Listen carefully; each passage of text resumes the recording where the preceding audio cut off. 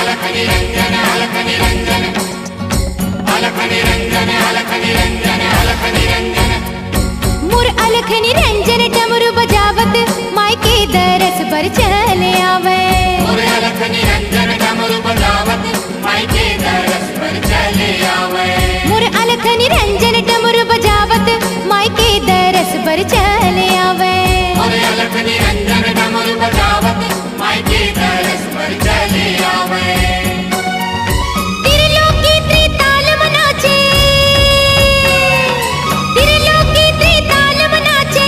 देख मैया मुझे मुझे हासे मुर अलख निरंजन डमरू बजावत मायके दरस पर चले आवे मुर अलख निरंजन डमरू बजावत मायके दरस पर चले आवे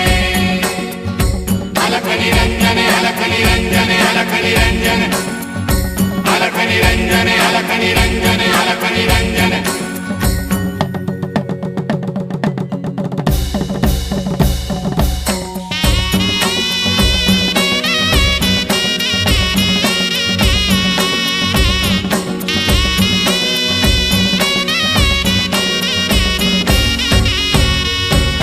गले में शेष नाग लपटाए माथ मसाजे चंदा हो मैया माथ मसाजे चंदा गले में शेष नाग लपटाए माथ मसाजे चंदा मैया माथ मसाजे चंदा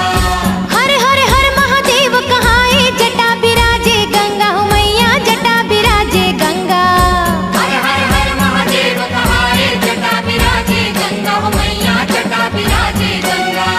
बम लहरी संग भूतवा परितवा बम लहरी संग भूतवा परितवा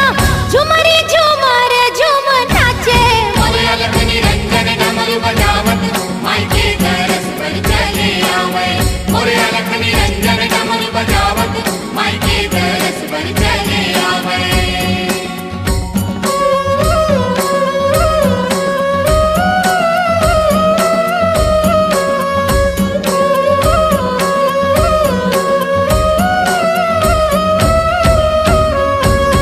पाँव में घुंघरू हाथ में डमरू कसे कमर मृग छाला हो मैया कसे कमर मृग छाला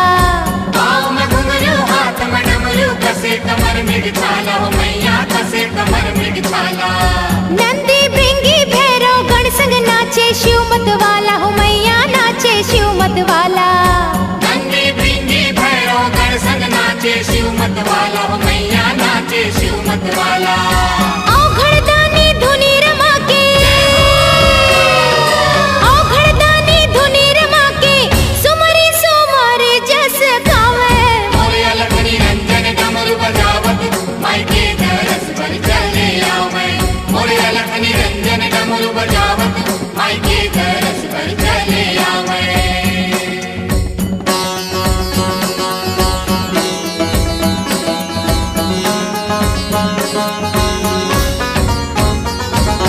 मुसवा में चढ़ के गणपति आवे कार्तिक चढ़े मजूरा हो मैया कार्तिक चढ़े मजूरा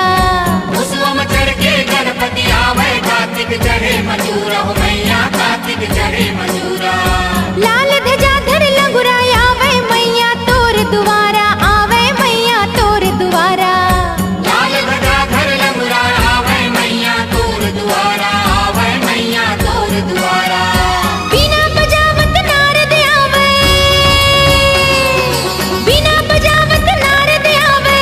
देवता मन करे जय जयकारा मुर अलख निरंजन डमरू बजावत मायके दरस पर चले आवे मुर अलख निरंजन डमरू बजावत मायके दरस पर चले आवे त्रिलोकी त्रिताल मनाचे त्रिलोकी त्रिताल मनाचे देख मैया मुझे मुझे हासे मुर अलख निरंजन डमरू बजावत मायके दरस पर चले आवे मुर अलख निरंजन डमरू बजावत मायके दरस पर चले आवे मुर अलख निरंजन डमरू बजावत मायके दरस पर चले आवे मुर अलख निरंजन डमरू बजावत मायके दरस पर चले आवे सुंदरानी वीडियो वर्ल्ड प्रस्तुत करते हैं पारंपरिक गढ़वा बाजा की धुनों में पहली बार गौरा गौरी दर्शन। हाथ धरे